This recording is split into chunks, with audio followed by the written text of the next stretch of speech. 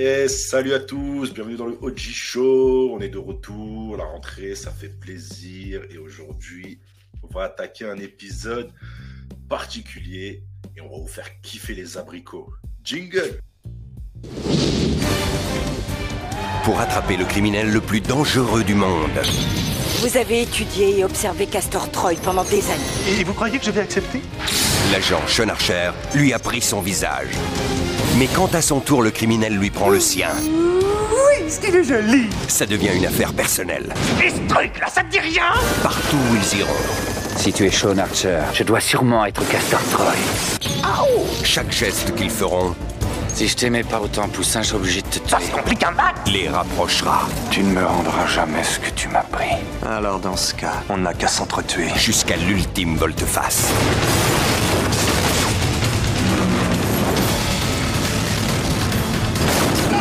John Travolta, Tu n'arrives toujours pas à prendre ton pied! Nicolas Cage, Tu trouves pas ça touchant? volte-face. Maintenant en vidéo. Et comme d'habitude, mon associé, mon partenaire du crime, Monsieur ABD, a.k.a. Sean Archer, pardon. Excusez-moi, tu vois, j'en perds mes mots. Ah ouais, moi je me place plutôt du côté de Castor Troy, hein, surtout en ce moment. Non. Il fut un temps où j'aurais pu te dire, ouais, t'es Castor Troy, mais là. Ah, je me suis Sean Archerisé avec le temps. T'es Sean Archer, mec. Pas le choix. Ouais, j'avoue que je peux pas te donner tort là-dessus. Ça va ou quoi sinon? Ouais, ça va, tranquille, tranquille. Content de revenir, hein, parce que c'est vrai que ça fait un moment, quoi. Surtout avec toi, je crois que le dernier, ça fait un moment, donc voilà, il fallait qu'on remette le couvert dès que possible. Ouais, faut aller se reposer, un peu de vacances, histoire d'attaquer la rentrée bien comme il faut. C'est vrai. Et puis là, on rentre dans le vif du sujet maintenant. Là, on est dans le vrai OG show, là. Let's go! Et aujourd'hui, on va parler de volte-face, a.k.a. face-off, ou double identité au Québec. Donc, Oh, putain. ABD, pour toi, double identité, c'est quoi? C'est nostalgie? C'est quoi ce film représente quoi pour toi? Ouais, c'est complètement ça, pour moi, tu sais, c'est quoi ça? C'est dimanche, 21h, sur TF1. Voilà, c'est ça, c'est ce qu'il veut dire, ce film. Totalement. Je te jure, c'était vraiment ça. Dimanche 21h, gros cast. Tu savais que ça l'envoyait, tu savais que le lendemain au collège, t'allais faire un débriefing. T'as capté? Mais moi, je vais te dire un truc qui va t'étonner, mais moi, j'étais un privilégié. Parce que mon daron, il payait Canal+, et te rappelles, avant les films, quand ils sortent au cinéma, il mettait 3 ans, 4 ans avant de passer à la télé. Ouais, c'est vrai. Et Canal+, t'avais genre 1 an d'avance. Et j'avais déjà vu Volte-face. Et j'étais trop content d'aller à l'école et dire, moi, je l'ai déjà vu. Ouais. Bon, moi, pour le coup, sur ça, j'ai de la chance parce que ma mère elle nous achetait beaucoup de VHS et on l'avait en VHS, donc c'est un film que j'ai bien saigné étant plus jeune. Ouais, facile. Je pense que toi comme moi, on a dû le voir 5-6 fois facilement, même plus. Hein. Ouais, carrément. Peut-être t'as toujours cette nostalgie où tu te regardais des films en boucle, tu les saignais à mort, quoi. Ouais, c'est là où des fois ça m'étonne un peu le mode de consommation, où aujourd'hui je regarde un film, il me fait chier, alors qu'avant je pouvais regarder des films en série tout le temps, pam. C'est ça, c'est qu'aujourd'hui maintenant on consomme de fou sans plus rien retenir vraiment et y a pas mieux que la nostalgie d'une bonne VHS avec la bande usée, quoi. Exact. Bah, déjà, Volte-face, c'est réalisé par John Key, a.k.a. John Woo. Oh, je voulais la faire. Slow, man. Oh, ok, bon, bien joué, tu me relèves une blague, bon, je la barre. Et, bah, après, moi, on s'est concerté à ABD, c'est un des réalisateurs qu'on aime bien, vraiment, qui nous a fait kiffer les films, surtout le cinéma hongkongais aussi, en termes d'action et tout. Et je trouvais que c'était sympa d'aborder ça. Non, t'en pensais quoi? Bah, là, c'est quasiment... c'est quasiment un sensei, tu vois, au final, quand tu regardes bien, il influence tout le monde. Après, tu vois, quand tu regardes le cinéma avant et après John Woo, il y a quelque chose. Mais surtout son impact, en fait, quand il est arrivé dans les années 90, 94, je crois, il me semble, avec Chasse à l'homme. Juste après ça, il a révolutionné un genre et t'as quasiment tous les autres films d'action qui sont sortis derrière qui je trouvais, qui pompaient sa sauce un peu. C'est ça, et puis le plus intéressant pour des old geeks comme nous, c'est que ça va déborder sur les jeux vidéo et même un peu plus sur les mangas. En fait, son truc, tout ce qui est bullet time aujourd'hui, il y a plein de gens, ils font les experts. J'ai écouté pas mal de podcasts sur Volte-face pour voir un peu ce que nos confrères faisaient. Bon, ça a beaucoup tiré sur lui, bullet time et tout, mais il faut remettre le contexte. Avant lui, ça n'existe pas tout ça. Bah, surtout les scènes d'action, comme on dit, c'était limité. Chacun était caché dans un coin et ça s'allumait. Il n'y avait pas vraiment de scène d'action dynamique. T'avais Die Hard, mais Die Hard aussi, c'était beaucoup. Je plonge, je tire, je me cache, je me fais arroser. L'autre, il a un chargeur vide, tu vois. Et lui, je trouve il est venu avec un délire, surtout qu'en Occident, on n'était pas prêt à recevoir ça, quoi. Ouais, lui, en fait, il enlève le héros de Die Hard, c'est je me mets dans un conduit d'aération, je passe par derrière. En fait, c'est par rapport à son environnement qui fait la différence. Et là, c'est vraiment c'est du style. J'ai deux flingues. Tu sais, c'est super surréaliste. Ça veut dire que quand tu regardes aujourd'hui, et la preuve, hein, franchement, tous les podcasts que j'ai écoutés, ils terminent le film en disant c'est n'importe quoi et tout. Mais c'est un film de style. Quand tu plonges sur le côté d'une voiture en tirant et quand ils sont en l'air, ils sont ultra précis, et quand ils sont les deux pieds au sol, voilà. Mais c'est John Woo. C'est juste parce que c'est stylé, c'est tout. Mais c'est dynamique surtout, c'est que tu t'ennuies pas, et surtout t'as beaucoup de gunfight avec les deux guns, quoi, tu vois ce que je veux dire? Bah, franchement, on va développer le film, mais sur ce film-là, franchement, ils ont pas été radins, hein. Ils ont tout mis là-dedans. Non, c'est clair. Bah, là, pour le cast, bon, c'est qu'on a John Woo, ok, d'accord, mais t'as John Travolta, monsieur la fièvre du samedi soir, pardon, et t'as Nicolas Cage, monsieur Mimique facial, tu vois, ou pas, j'aime trop, moi, Nicolas Cage. Ces mimiques là, franchement, t'as personne qui fait mieux que lui en termes de mimique. Et psychopathe incarné, tu vois. Mais ce qui est fort, c'est que et aujourd'hui, avec du recul, quand je le vois, je me dis, ah ouais, en fait. Ouais, on peut trouver ça ringard, je suis d'accord. Mais... Non, même pas, je me dis, est-ce qu'il était pas sous substance, tu vois ça m'étonnerait pas, je te jure. Il a vraiment l'air fou, hein, mais bon, après, c'est sa marque de fabrique. Tu vois, c'est... Et après, j'ai une petite mention spéciale pour Thomas Jane, que j'avais pas du tout reconnu, moi, perso. C'est tu sais, celui-là qui est en prison avec les cheveux longs. Oh Ouais, mec. Et du coup, il va retrouver Travolta plus tard pour Punisher, tu vois. Alors là, lui, je l'ai même pas, ouais. Je l'ai même pas calculé. Je savais pas, c'est en regardant, tu vois, l'affiche. Je dis, Thomas Jane. Je dis, mais c'est lequel? Puis après, je m'aperçois que c'est lui. Je dis, ok. Mais il avait vraiment un second rôle. Vraiment un second rôle. Bon, j'ai pas noté leur nom parce que c'est pas important, mais dans les seconds rôles, les figurants, il y a beaucoup de gens qui vont avoir un peu de succès dans des séries. Ouais, je pense beaucoup à Cecilia Funder, là. C'est c'est à elle que je pensais, ouais, qui était dans The Shield. Plus marqué dans The Shield, ouais. Dans The Shield, ouais. Je la connais que pour ça. Et là, de la voir, tu sais, jeune, fraîche encore un peu, ça m'a fait bizarre parce que je me suis rendu compte que je la vois depuis des années entières, mais comme c'est toujours un 4e, 5e rôle, tu calcules pas, et dans The Shield, elle m'a impacté. Non, mais c'est ça, en fait, dans The Shield, elle avait un bête de rôle, moi, je trouvais, tu vois. Ah oui, non. Un rôle de mère, en même temps tu vois, celle qui est prête pour la justice, mais en même temps, face aux contraintes, elle est prête. Bon, après, c'est The Shield, on s'égare, mais on en reparlera. Ouais, de toute façon, tôt ou tard, The Shield, on abordera, de toute façon. Ouais, carrément. Et une autre mention spéciale pour Margaret Cho. La mise relou du film, tu sais, l'Asiate qui sort, qui saoule Travolta dans le film et tout, avec des blagues, avec oui, la meuf du FBI, là. Voilà, elle fait toujours des mimiques quand elle lui parle et tout, et ça se voit qu'elle est relou, tu vois. Mais elle est connue, elle, ou pas? Ouais, elle est connue, mais bon, après, t'as vu, c'est pas... Elle est connue, bon, après, je sais pas, elle est pas... Parce que elle met dans la seule scène d'action qu'elle a, elle met un bon petit coup de pied. Merci. C'est pour ça que tu vois, c'est pour ça que je te kiffe. J'ai retenu dans cette scène, je vois un high kick, je dis mais c'est qui balance ça? Et je vois c'est elle. Putain, mais je dis mais putain, proportionnellement le physique et le high kick qui est. Tu l'as vu, on dirait une petite mémère asiate tout sympa. Merci. Mais là, t'es jeune en plus. Le coup de pied qu'elle lui fout, j'ai bondi de ma chaise, je me suis dit oh qu'est-ce que c'est que ça? High kick dans le plexus, je dis mais attends, elle là avec sa robe, son tailleur, elle met des high kicks comme ça. J'ai dit direct que je vais noter c'est qui. C'est pour ça que j'ai voulu lui faire une petite dédicace. Ah ok, je l'ai vu, mais j'ai vu le coup de pied, mais j'ai pas tilté. Je me suis juste dit quand même ah ouais. C'est ça, scène épique. Bon, je suis pas sûr que c'est elle qui l'ait tournée, mais c'est ça, c'est j'ai l'impression que c'est elle quand même, parce que je me dis quelle est la plus-value alors. On fait 1m60 mec, t'as vu le high kick comme moi déclenche une patate? Elle l'envoie contre les palettes, le gars, tu vois. Mais il sort de nulle part ce kick, ça me fume. Ouais, je sais pas, ils se sont dit tiens, vas-y, on va la faire kiffer. Mais je pense que c'est John Woo, tu vois, il a voulu faire une connexion, il a dit ouais, une petite touche asiatique. HK vidéo, toujours un petit clin d'œil. Et tu sais, à la production, on a Michael Douglas. Ouais, j'ai vu ça. Qui était à la production. Le film, il a coûté $80 millions. il en a rapporté 112 millions aux US et 133 dans le mondial.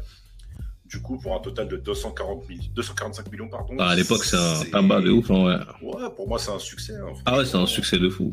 C'est un succès de fou, franchement. Et en plus, dis-toi que moi, je me suis rendu compte d'un truc, tu sais, apparemment, quand une chaîne télé, elle achète et elle diffuse le film, à chaque fois, t'as des droits. C'est-à-dire, tous les années où le film il est passé, à chaque fois, ils prennent un petit pécule à chaque fois. Ouais, c'est des droits d'auteur et tout ça. Bah ouais, mais ce film-là, il a tourné sur 10 ans pendant un moment. Jusqu'à le Blu-ray, je crois, en 2017 ou 2017, je sais plus. Bah ouais, ils font toujours de l'argent avec, quoi. C'est pas possible. Ouais, gars, mais ça, c'est toujours, hein, c'est comme ça. Hein, c'est comme ça qu'ils se remplissent les poches. Ils avaient annoncé un reboot aussi, mais en 2019, mais bon. J'ai peur. J'espère qu'il va pas sortir, honnêtement. Non, ouais, non. Il devrait pas. Non. Le cinéma actuel, perso, ça va casser le mythe. Franchement. Après, bon, grosso modo, après le film, je pense que tout le monde l'a vu, plus ou moins. Moi, quand je l'ai revu, je suis pas sûr qu'on a besoin d'aller dans le détail là. Moi, quand je l'ai revu, j'ai toujours apprécié. Honnêtement, j'ai les musiques, les gunfights et tout, sauf parfois, je trouvais que le mec il vidait son chargeur de Uzi sur lui et il le touchait rap. Ouais, il y a un gros côté Stormtrooper, hein. Ouais. Ouais, donc des fois ça m'énervait, tu vois. Je dis, bon, les gars, vous abusez, vous êtes face à face, ok, c'est bien pour le fun, mais ça va 5 minutes, quoi. Et l'histoire, bon, elle est tirée un peu par les cheveux. Le concept était bien, franchement, le concept était bien, le changement de visage, mais l'opération, comment elle expédie, je dis, ah ouais, en fait, ok. Zéro doctorat. Mais t'as vu, le truc, c'est qu'à l'époque, on s'est jamais posé ces questions-là. Et en fait, tellement le cinéma, il a évolué vers une touche de réalisme. Exactement. Quand j'ai revu le film, ça m'a dérangé. Et après, un moment, j'ai bloqué mon cerveau. Je me suis dit, oh là là.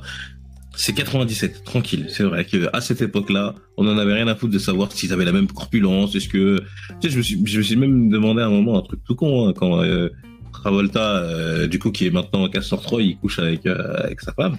Je me suis dit, mais est-ce qu'ils ont changé tout, tu vois?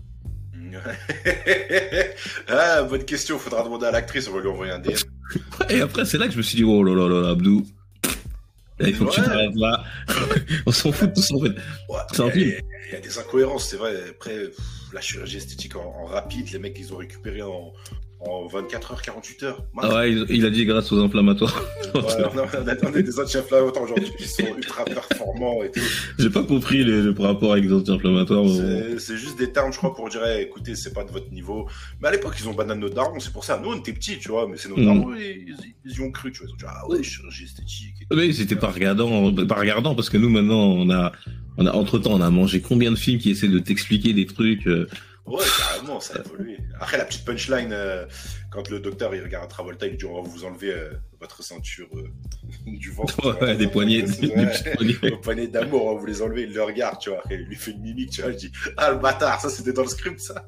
Mais c'est bien, parce que ils ont eu pas du tout. À un moment, ils disent, ouais, vous êtes assez similaires et tout. Non, pas du tout. Non. C'est deux gabarits différents. Même quand tu lui fonds ses contours, tu sais, pour qu'il ressemble à Nicolas Cage, genre, il lui coupe 2-3 cheveux, ça y est, il a les contours.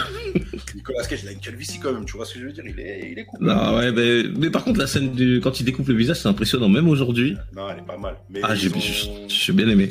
Ils ont utilisé des animatronics pour ça. Et avec la respiration et tout, c'était vachement bien fait. Moi, je pensais que c'était vraiment eux. Franchement, toute ma vie, j'ai cru que c'était eux qui étaient posés, moi aussi, allongés comme ça, et juste au niveau du visage, bah, c'était un truc, tu sens pas ta modelé, quoi. Ouais, moi, c'est ce que je pensais. Hein. Bah non, en fait, c'est des animatronics. Ouais, et puis leur visage, il a vraiment été moulé et tout, ils se sont pris la tête. Et après, je me rappelle, ça me fascinait, c'était, je veux voir leur visage, tu sais, quand ils l'enlèvent, je veux voir si ça ressemble à quoi, un visage sans la peau et tout. Bon, on voyait très peu. Après, je pense que ça devait être mal fait, je pense. Ouais, bon, la scène où on voit Castor Troy en train de fumer, il a plus le visage, il fume. Le gars, il est infecté, il est là en train de fumer une clope noire. Moi, je dis, mais ça lui brûle pas, y a rien. Bon, après, mais justement, là, c'est là qu'on. Anti-inflammatoire. Non, mais c'est là qu'on se dit qu'il est complètement barjot. Tu sais, lui, c'est le Joker aussi, tu vois. Ouais, non, il est. Bah, c'est vrai que Nicolas Cage, dommage, il aurait pu faire un bon Joker, c'est vrai. J'aime bien sa façon de jouer les fous psychopathes.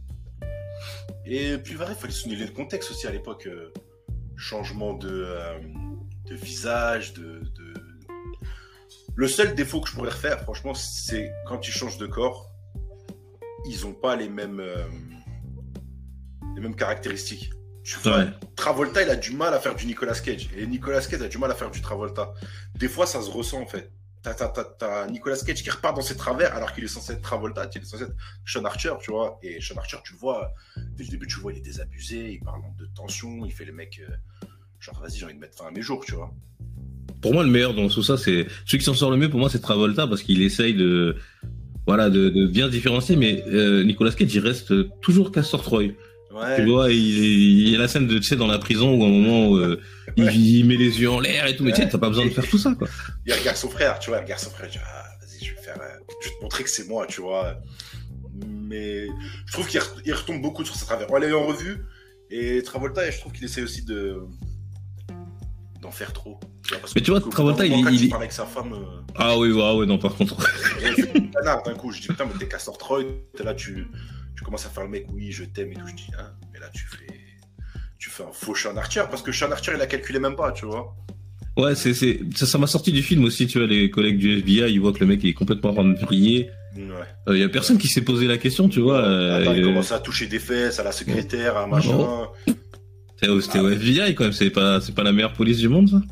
Attends, mais même, quand il désamorce la bombe, sortez tous. Les démineurs, ils sont partis normal. Allez, salut, on te laisse. Il désamorce la bombe, mais genre, personne lui demande comment t'as fait, où t'as eu le code, c'est quoi le truc. Il descend comme ça avec la bombe, c'est tout fier et tout. Je dis, putain, y a pas d'enquête interne, y a rien. C'est pour ça que je te dis, aujourd'hui, comment ça s'est développé, tu sais, l'univers de la police et de la justice et tout. Je me dis, putain, mais y a pas la police des polices qui va l'interroger. Non. Tu vois. On est dans le réalisme aujourd'hui, hein. Enfin, dans le réalisme, entre guillemets, quand même, parce que ça reste quand même des films.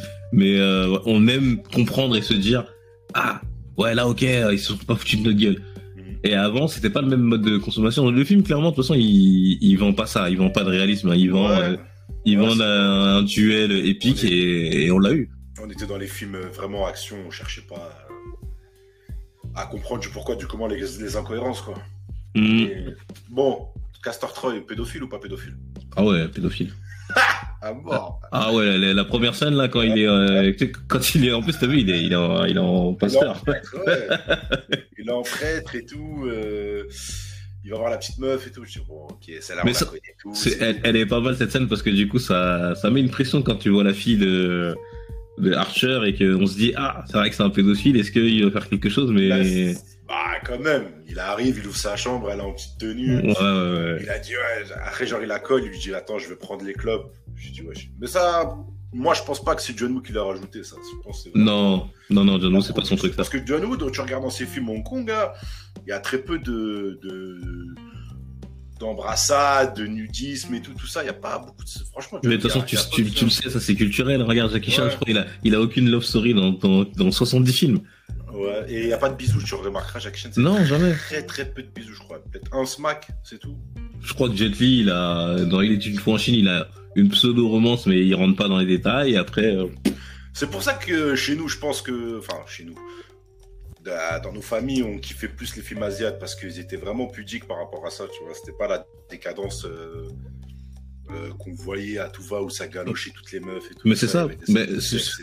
C'est ça, mais complètement. De toute façon, tu regardes que toi, tu es d'Algérie, moi, je suis du Mali. Nos parents, c'est la même chose. Ils regardent les mêmes films. Ouais, on avait beaucoup de films comme ça. Après, il y avait l'époque Van Damme, mais Van Damme, il a merdé. Van Damme, ouais. Vas-y, tranquille. On lui a pardonné, tu vois. Van Damme, c'est autre chose. Sur la VHS, t'appuies avance rapide. Voilà, et puis c'était réglé, tu vois. Ça t'arrivait aussi, toi, quand il y a des scènes cheloues, t'es en famille, comme ça, tu sais même pas regarder. Non, moi, personnellement, je mettais ma main comme ça sur mes yeux, et je laissais comme ça, quoi. Après, je regardais de coin de l'œil. Ouais, il fallait montrer que t'avais l'intention de pas regarder. Sinon, tu vois, je disais à mon daron, je dis, c'est bon, je peux ouvrir. Et après, il dit, dis, c'est beaucoup. Je dis, ouais. Quelle époque. Ouais, bon, après, les scènes d'action, pour moi, sont toujours au top, honnêtement. Ouais. Mention spéciale à la scène où Castor Troy gentil et avec le petit, et la scène de la fusillade. Tu sais, ouais, d'ailleurs, il y a une anecdote, je suis sûr que je suis là, celle-là. Je te laisse la dire, on va voir si on a la même, quoi. Alors moi, j'avais une anecdote comme quoi, la production, il voulait pas de cette scène. Et donc du coup, John Woo, il a insisté, il l'a produit lui-même avec sa propre monnaie. Donc, je pense qu'il s'est remboursé après avec les rentrées du film. Mais voilà, il tenait à ce que cette scène soit faite. Mais du coup, moi, j'avais une question à te poser. Qu'est-ce qui dérangeait la production dans cette scène? C'est la meilleure du film, presque.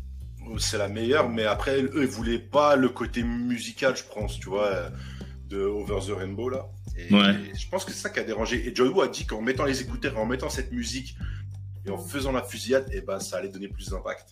Bah oui, moi je trouve. Et puis t'es du point de vue de l'enfant, lui il est dans son monde, et derrière t'as la guerre autour de. Bah c'est la meilleure scène du film.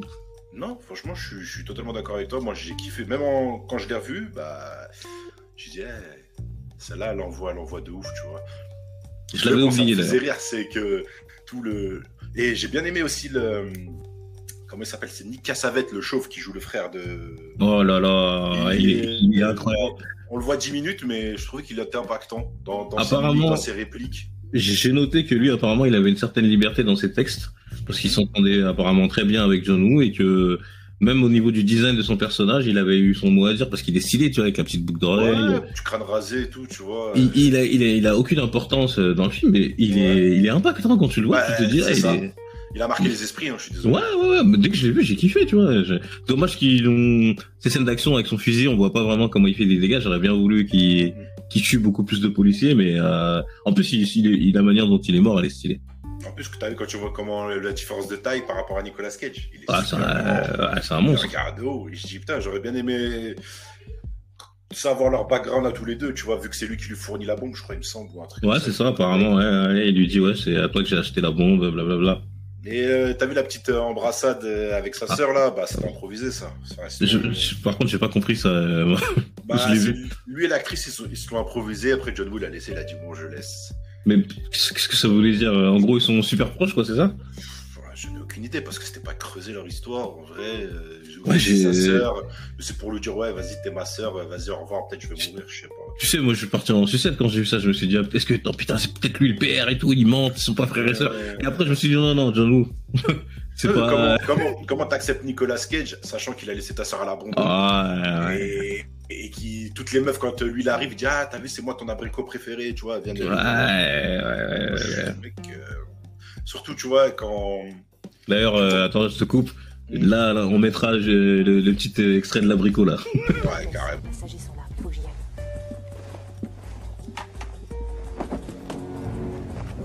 aille. Allez, je m'ennuie déjà. Voilà pour vous. Bravo. Vous voudrez autre chose quand nous aurons décollé?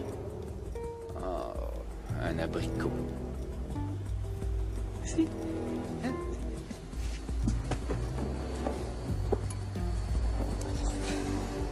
J'adore sucer un abricot pendant des heures. Approche. Si je voulais t'envoyer des fleurs, où est-ce que je dois... Non, attends, c'est pas ce que je veux dire. Si j'avais envie là tout de suite que tu suces ma langue, tu accepterais de le faire?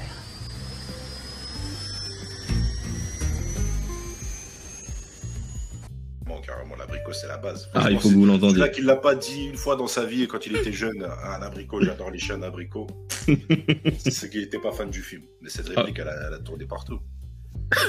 T'as vu mention spéciale pour les Golden Gun? T'as vu ou pas? Oh là. Non, mais par contre, on peut faire un petit entracte sur le style. Aïe. Tu sors de l'aéroport là? Nicolas Cage, il est incroyable. Pourtant, c'est un mec, voilà, il paye pas de mine, calvitie et tout, mais là, il était trop stylé. Tu sors de l'aéroport, le vent, la veste qui plane derrière lui. Bon, d'après ce que j'ai vu sur internet, ils disent que c'est hommage à Laurence d'Arabie. Moi, je suis peut-être pas d'accord. Je me dis que c'était John Woo qui a rajouté cet effet-là, tu vois. Bah oui, parce que c'est du John Woo, quoi. C'est d'ailleurs qui a été, je pense, repris par Michael Bay sur certaines séquences. Ouais, moi j'en suis. Et tout dans Bad Boy et tout, tu vois, tout ça. J'en suis persuadé, ouais. Tu regardes avec John Woo Fat dans Syndicat du crime ou dans Killer et tout, bah il y a beaucoup de séquences comme ça. Et ça sort en slow-mo et tout. Tu sais, même les flingues, qu'on voit la main avec plein de bagues, tu sais, il y a un effet de style. Et on le retrouve dans Bad Boy, Will Smith, quand il prend ses guns, il a toujours un petit peu... Il les met derrière aussi, de la même manière. On peut pas me dire qu'il n'y a pas eu d'inspiration dans ça. J'y crois. Tu vois, dans ces Golden Gun, là, il y a un dragon. Et en fait, John Woo a mis le dragon par rapport à la date de naissance de Nicolas Cage, qui est né pendant l'année du dragon. Ah ouais. Particulière. Et t'as vu sur la scène du jet, Mhm. la scène du jet, tu sais, quand il fait sauter la tête au pilote, Ouais. le sang il gicle sur le volant, enfin sur le guidon, ce que tu veux. Et il y a les initiales JW. Je sais pas, j'avais même pas vu ça. Ouais, tu vois, je dis, Jadou, en fait, il était. Ok, il s'est mis plein de petites historiques perso. Il se met des easter eggs pour lui-même dans ses films. Bah non, c'est vrai. Après, mention spéciale, franchement, ça c'est un des rares films que j'aime bien dans le sens où c'est que toutes les scènes d'action, elles ont été faites, tu vois, sans effets spéciaux. Ouais, Tu même, vois, même la scène du bateau, apparemment, j'étais persuadé que c'était une poupée, tu sais, quand il fait du... Ah, le mec accroché. accroché. Elle est kitsch quand même, la scène du bateau, je suis désolé. Les mecs, ils pouvaient s'allumer, ils pouvaient se jeter dans l'eau 15 fois. Nicolas Cage, il pouvait le faire foncer dans un mur. Enfin, il pouvait s'allumer. plein de Ouais, fois, tu mais vois. en fait, tu vois, quand t'analyses comme ça, regarde même la scène du départ, elle m'a sorti du film, tu sais, quand ils arrivent de partout, là, de l'avion, là, quand il va partir en avion, ils arrivent de partout, ensuite il prend l'hélicoptère, ah, c'est un peu beaucoup, Non, mais l'avion. Le gars, Travolta fonce sur le jet. Et au dernier moment, il se dit, tiens, il y a ma collègue dedans. Donc, Oh il là fait là, demi-tour. Mais en fait, sa collègue, 2 secondes après, il la jette. Il lui dit, ah, vas-y, c'est bon. Et puis tu sais, je suis parti regarder, curieusement, un avion, il met combien de kilomètres pour décoller, t'es dans les alentours de... La piste, c'est Los Santos, mon pote, là. Je sais, laisse tomber. Tu sais, pour décoller, l'avion, il part presque à 200 kilomètres. Ah, mais Et comment il le rattrape? il a le temps de monter dans un hélicoptère, aller jusqu'à là-bas. Oh là là. Donc, attends, il est pilote d'hélico lui aussi maintenant et tout. Ouais, Il sait tout faire. et où t'as vu d'un hélico, tu tirais par la fenêtre en même temps. T'as vu comment il tire? Tu vois ou pas? Non, tout ça pour dire quand même, il y a des scènes kitsch, comme celle du bateau. Pour moi, elle est kitsch parce qu'ils mettent une demi-heure dessus. Et apparemment, Oh là là. elle a mis 4 semaines à être tournée. C'est Ouais, pour- énorme quand même, tu vois. Et le cascadeur, il a failli mourir 15 000 fois. C'est- Ça en valait le il, coup. il serait mort pour rien. Ouais. Ça en valait le coup, mais en même temps, toute la scène, on voit que c'est pas Nicolas Cage, tu vois ce que je veux dire? Ouais, par contre, les deux, quand tu les vois, On voit que c'est la doublure et tout. J'ai dit, bon, ok, ils auraient pu la couper. Ouais, rapidement. moi j'avais une question pour toi parce j'ai un terme que j'ai pas réussi à retrouver. Tu sais, quand tout le monde braque le flingue l'un sur l'autre là et que ça bouge pas, comment ça s'appelle déjà ça? Ça, c'est l'impasse mexicaine, il me semble. Je crois. Ouais, un truc C'est comme ça. l'impasse mexicaine. Et c'est Sergio Leone qui fout ça dans Le Bon, la Brute et le Truand. Moi, Voilà. c'est de ce que j'ai. Je savais que il y avait un rapport avec le Mexique, mais j'ai pas réussi à retrouver. Ouais, non, c'est ça. c'est Et l'impasse voilà, je trouve que dans ce film-là, il y en a deux qui sont intéressantes. Bah, la première, c'est devant le miroir, là, quand mexicaine. ils se braquent l'un l'autre avec le bon. À l'époque, je trouvais ça super poétique et tout, ouais, le miroir et tout. Et là, aujourd'hui, je me suis dit, bon, facile, mais bon. Ouais, ils se sont loupés. Ils sont- Et mention spéciale pour les backflips qui servent à rien. Oh, ouais, il y en a un, je suis sûr que tu l'as vu. Tu l'as dans l'église? Ouais. Ça Pas arrive. compris. Il est debout, il tire. Pourquoi il fait un salto avant? Il y a rien. Il y a rien, il esquive rien. Non, mais je crois qu'il a zappé, tu vois. Il s'est dit, attends, je crois que je l'ai zappé, c'est avant que je devais la faire, donc je la fais maintenant, tu vois. Je sais pas, Ah, et là, ça rentre moi sur le sujet que je voulais aborder avec toi, c'est le problème des acteurs occidentaux dans ce genre de film. Ouais, on va y revenir. Ouais, Pour conclure vite fait rapidement après dans la fin, c'est la deuxième scène de la passe mexicaine. J'ai trouvé qu'elle était balourde parce qu'il y a 15 000 mecs qui arrivent et au final, l'autre il lui dit à l'autre, vas-y, baisse-toi et après ça s'allume. Je dis bon. Non, mais en plus, t'as vu, Nicolas Cage, il croise ses flingues. Ouais. Mais ça sert à rien parce que il braquait déjà à gauche et à droite. Il les croise pour tirer au même endroit. Mais bon, Surtout qu'on voit Travolta mettre des headshots à des mecs à bout portant, tu vois, on se dit putain le mec il a une précision de fou, et là ça a tiré de partout, personne n'est touché. Ah, ok. Ouais, en fait, le problème des films de flingue aussi à l'époque, c'est ça, c'est que t'as un moment où les gars ils ont une précision, mais oh là là, c'est des monstres, ils ont un Sharingan chacun. Et après, ça devient des Stormtroopers, ils tirent partout, ils visent, même ils tirent tout droit, ça explose au sol, à chaque fois. Ça faisait partout. Tu vois, mention spéciale pour l'évasion en prison. Ouais. Ok, il se fait tirer dessus de partout. Il sort avec zéro blessure. Zéro dégâts, il nage Bon, il 190 km. Il sort au-dessus, il voit qu'il est au milieu de l'océan. J'ai dit, what? J'ai dit, comment il a su la direction, c'était où la côte? Tu vois ce que je veux dire? Il a nagé sous l'eau parce qu'il y avait un hélicoptère, hein, le mec, ils auraient pu le... il a allumé, je sais pas, il plonge. Ok, l'hélicoptère, il arrête de chercher. Je dis, ok, respiration. Non, mais attends, on va dégoûter les gens du film. Ne vous Ouais. écoutez pas. Non, Parce que- c'est des défauts. Je veux Ouais, dire, moi, les films de pinaille, notre là. enfance, tu vois, on a une vision de fou, tu vois, on kiffe. Et quand on les regarde plus adultes ou avec un autre regard par rapport qu'on a récemment au film, bah, tu sais, ça change un peu. Après, je le dénigre pas. Je le regarderai toujours. Il passera à la télé, je le regarderai. Y a pas de souci. Pareil. Mais c'est pour ça, en fait, je pense que c'est la magie du. Si vous vivez l'aventure All Geek avec nous, il faut absolument le vivre comme ça. C'est-à-dire que vous allez regarder des films, si vous avez à peu près notre âge, même si vous êtes un peu plus jeune, hein, ça vous pouvez être, voilà, vous l'avez vu, vous étiez jeune. Et vous allez le regarder aujourd'hui et vous allez essayer d'avoir un regard un peu plus critique. Ouais, voilà, c'est ça, en fait. Et à un moment donné, vous allez même devoir faire le chemin inverse en vous disant, ah, je vais me remettre dans le contexte. Et c'est une gymnastique qui nous amène à regarder des films et je les apprécie encore mieux même parce que je me dis, ah, c'est ça le cinéma, en fait, ça évolue. Exactement, parce que on va pas se mentir, en le regardant, même si je lui trouve des mauvaises choses et tout, je dois les dire, tu vois, ça me fait mal au cœur. C'est un film que j'aime beaucoup, mais je dois les dire quand même, tu vois. Je dis, ah putain, en fait, il y avait ça, il nous prenait vraiment pour On doit être juste, c'est un peu nanardesque. Mais voilà, nous, nanar, bah voilà, vous savez, le 30 septembre. Je pense pas que c'est un nanar après vraiment en soi, mais bon. Non, il y a des petites parties nanardesques, mais le film, c'est pas un nanar. Non, il est bien écrit dans le sens d'action. Et je te jure qu'il fait mieux que les films d'action qui sortent récemment, tu vois. Ah bah là, moi... Dans le même scénario, on peut mettre John Wick 4, tu vois. John Wick 4, si tu trouves Volte-Face kitsch et que tu kiffes John Wick 4, bah... incohérence totale parce que pour moi les deux. Ah, tu sais, même moi j'irais plus loin dans John Wick. Des fois, ça me sort encore plus du film parce qu'il y a les Stormtroopers là qui tirent vraiment à côté. Là, c'est abusé. Ah, c'est abusé, tu vois. Et même Keanu Reeves, il est encore moins crédible parce qu'il essaie de faire du aikido, de jiu-jitsu. Il tombera. Il aura sa peau là bientôt.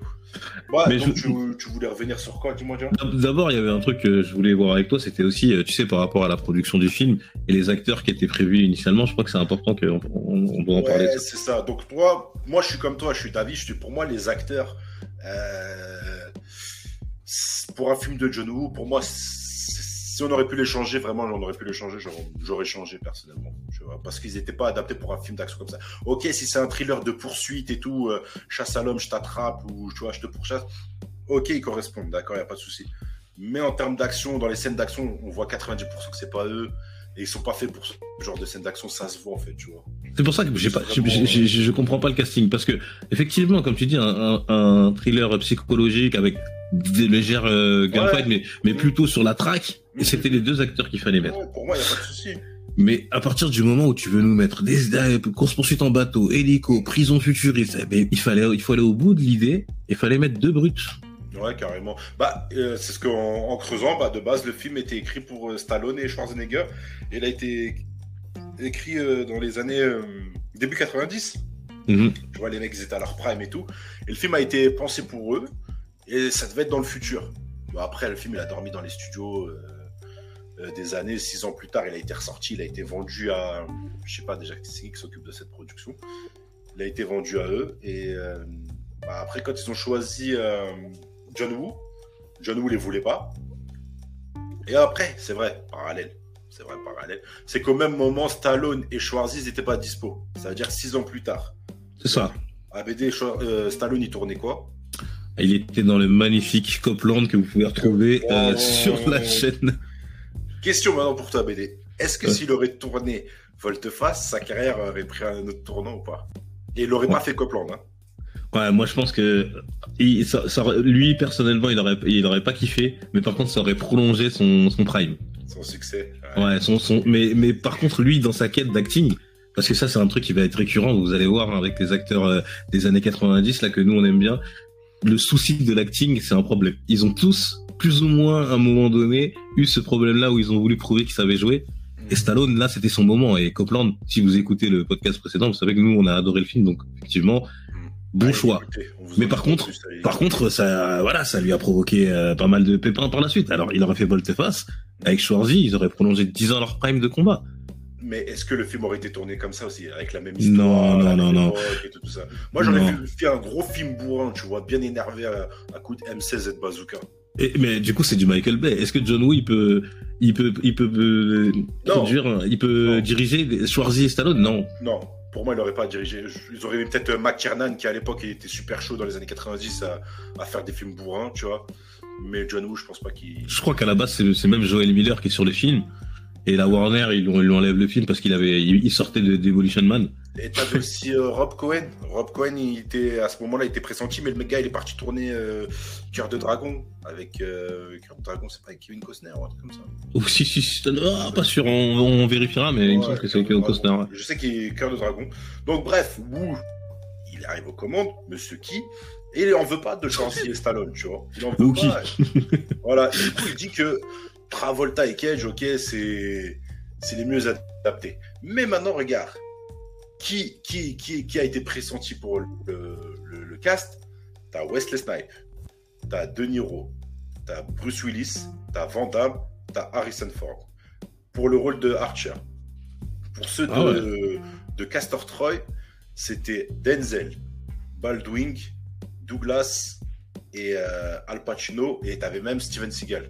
Mais maintenant, regarde les paires, comment ça aurait fonctionné. Wesley Snipes en Sean Archer, Denzel en Castor Troy. De Niro en Archer et Al Pacino en Castor Troy, tu vois. À chaque fois il prenait Yin et Yang, quoi. Mon kiff pour moi ça aurait été Van Damme, Steven Seagal. Alors là, mais je crois ils pouvaient pas se blairer à l'époque. Ouais, justement, c'est ça qui était bien. Ça veut dire si tu sais que deux acteurs ils s'aiment pas, ils doivent tourner ensemble, ça aurait donné des punchlines d'enfoirés, tu vois. Moi j'aurais kiffé perso. Mais ça aurait été drôle parce qu'ils ont quand même des styles de combat relativement différents. L'autre fait du Aikido. C'est ça, il a du Aikido dans sa gueule, mon pote. On aurait vu donc Steven Seagal avec le style de Van Damme, avec le coup de pied retourné. Bon, après, pour moi, les plus aptes, honnêtement, Snipe, il était à son prime à ce moment-là, donc moi j'aurais mis Wesley Snipes. Ouais. Et après, en deuxième, je sais pas,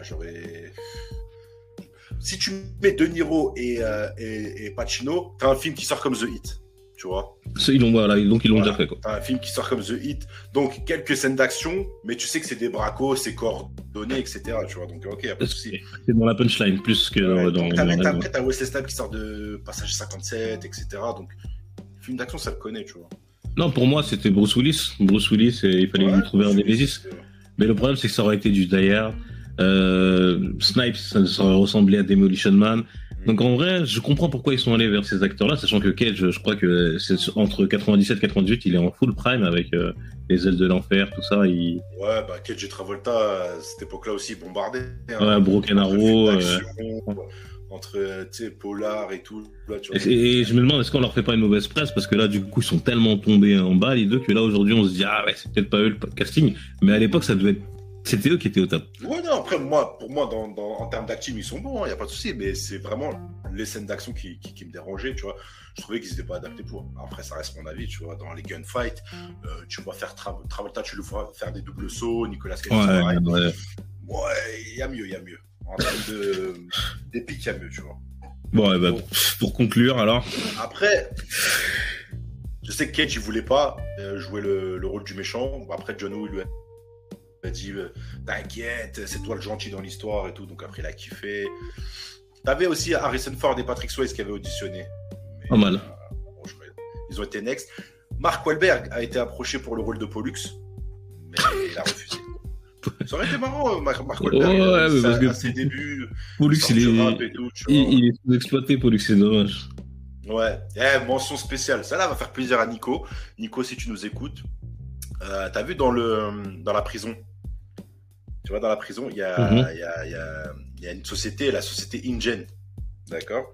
Ouais. C'est la même société qui s'occupe des clonages dans Jurassic Park. Donc, potentiellement, est-ce que l'univers de Jurassic Park et de Volte-Face est connecté ? Ouh on aurait Sean Archer contre un T-Rex. Des T-Rex et tout. Ah, ça aurait été sympa, tu vois. Et tu m'avais parlé en off rapidement là des chaussures dans la prison, c'est intéressant là. Les chaussures dans la prison là, c'est celles qui sont inventées et tout. Bah, c'est les mêmes qui sont utilisées dans le film Super Mario Bros de 90 par les Goombas là, quand ils marchent avec leur petite tête, leur gros corps et leur petite... J'aime bien cette anecdote parce que bon, quand j'écoute les autres podcasts, tout le monde va parler de l'anecdote des prénoms Castor, Pollux. Ouais, franchement, moi. D'ailleurs, je suis déçu. Castor, ils l'ont pas appelé Beaver. Je croyais qu'en VO ils allaient l'appeler Beaver, tu vois, Beaver Troy. Mais en fait, Castor, c'est vraiment son place, Castor. Ouais, tu sais, c'est les étoiles. C'est nul. Mention spéciale aussi pour Nico aussi, encore une dernière. Vas-y. T'as vu quand ils sont sur la tombe et que la daronne pose des jouets sur la tombe du gosse? Ouais. Il pose un requin. C'est une spéciale pour Les Dents de la Mer qui est un des films préférés de John Woo. Bang, bang. C'était nul, mais il fallait que je la place pour Nico, celle-là. Ah non, c'est intéressant. Ouais, tu vois, comme quoi John Woo était influencé aussi par Spielberg, tu vois. Il est en mode, il est vraiment en mode. J'arrive au steak, donc vas-y. Mais tu vois, comme quoi il pose des easter eggs. Ah ouais, il est en full easter egg. Hein. Ouais. Bon, bah écoute. Mais comment tu vas conclure, toi, pour. Qu'est-ce que conclure avant de conclure rapidement? La fin. Tu vois, la fin qu'on a vue en off. Est-ce que ça aurait changé un truc ou pas pour toi? La fin, préféré cette fin-là ou la fin qui est actuellement? La fin alternative? Ouais. Non, moi, j'aime pas. J'aime pas parce que il faut que l'histoire se termine, tu vois. Ouais, ça aurait laissé une suite, c'est vrai. Et la suite, elle peut pas avoir lieu, la suite, en plus. Non, parce qu'en vrai... Il est mort, l'autre. Donc, Ouais, donc voilà, après, ce serait une possession, ce sera un film psychologique. Ouais, voilà, et... Bon, non. Après, sur moi. Mais pour conclure rapidement, t'as vu Alan Mack, le gars qui a réalisé Infernal Affair? Ouais. Il dit qu'il était inspiré par Volteface. Il a dit que c'est Volteface qui l'a inspiré à faire Infernal Affair. Infernal Affair, les gars, je vous conseille. La version asiatique, hein. Pas la version qui sera reprise par Scorsese plus tard avec Matt Damon. Et... Tu sais que je l'ai pas vu, la version de Scorsese. Mark Wahlberg. Ouais, bah, elle est pas mal, hein, mais moi, je trouvais que l'original envoie. Et... L'original, après, elle est longue, hein. Il y a 3 films. Ouais, elle est longue. Après, je crois, t'as 3 ou 4 films, un truc comme ça. Le premier seulement. Le premier, vraiment, il fait la gif. Après, si vous voulez, vous regardez la version de Scorsese, vous comparez. C'est 2 choses différentes. Donc voilà, pour moi, c'est tout pour moi. Mais si t'as quelque chose à rajouter. Non, c'est à peu près pareil. Hein. Moi, j'ai passé un bon moment. Pareil. Voilà, moi, je pense que c'est un film, même si vous l'avez pas vu. Regardez-le juste pour les scènes, franchement. Voilà, vous êtes sur le podcast, vous vous dites bon, parce que finalement, on a plus de mal que de bien. Hein. Mais franchement, non, c'est un bon film. C'est un bon film. Ouais, il vieillit bien. Voilà, en plus, on n'a pas parlé de la musique, de l'image et tout, parce c'est pas le but, mais c'est bien filmé, c'est propre, c'est carré. Il y a très peu de scènes qui vont vous sortir du film. L'histoire, par contre, elle est, voilà, il fallait la sortir, cette histoire, tu vois. Voilà, elle est. Le film était fait pour le futur, mais on l'a préféré mettre au présent. On serait dans le futur, ça aurait été un film SF un peu, donc. Ouais, et je pense que ça m'aurait moins touché parce que moi je suis plus action 100%, tu vois. Même Total Recall, j'ai. Ça aurait donné un film comme The One. Ouais, voilà, et du coup, c'est ce qui pêche, c'est que la SF, quand c'est mal maîtrisé, c'est moche. Voilà, écoutez le podcast de The One, vous saurez de quoi on parle. Voilà, pour finir, en tout cas, d'essayer de venir nous suivre sur toutes les plateformes, c'est important parce qu'on va essayer de publier des choses différentes. Maintenant, on va se diversifier. Même si vous êtes déjà sur Spotify, il y a le Insta, je mettrai, le Facebook. On est partout, les gars, on est partout. Donnez-nous de la force, messieurs, dames. Il y a plein de choses qui vont venir, hein. N'hésitez pas à nous suivre. Cette année, elle va être chargée. Et si Dieu veut, on va tout péter. Inch'Allah. Bon, moi, Abedé, ça m'a fait plaisir. On se dit à la semaine prochaine. C'est ça. Épisode mystère, on vous dira. Épisode mystère, point d'interrogation. Voilà. Venez seulement. Bon, allez, prends soin de toi, passe une bonne soirée. Ciao à tous. Salut, bonne nuit. Ciao. Peace.